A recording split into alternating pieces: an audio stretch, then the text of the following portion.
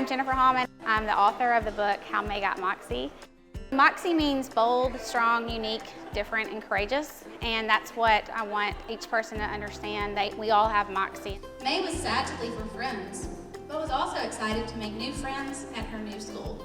It's a book about a young hedgehog that moves to a new school, decides it would be easier to blend in, to make friends, and slowly loses pieces of her that she loves the most. We've all been brought back to that moment in our lives when we felt like we couldn't do something for the fear of what others would think.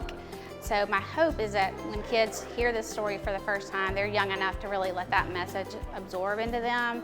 And I also hope that when parents read it, they're kind of brought back to that time when they felt that way, and it reminds them, you know, we still struggle with that even as adults, but that we're stronger and we're bolder, and we can't let our fear of what people think about us hold us back from doing what we're meant to do.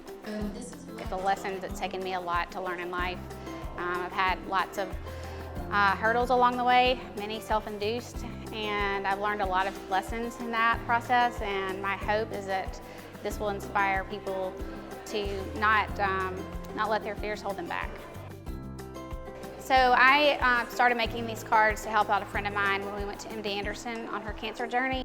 What started out as something that I wanted to do to help her stand out in her journey, she's kept writing little cards. I write and painting cards, and I've given out more than 8,000 cards in about a year and a half, and it's become a kindness movement and something I never dreamed that I would ever do, but I want people today to know that there is something tangible that you can do.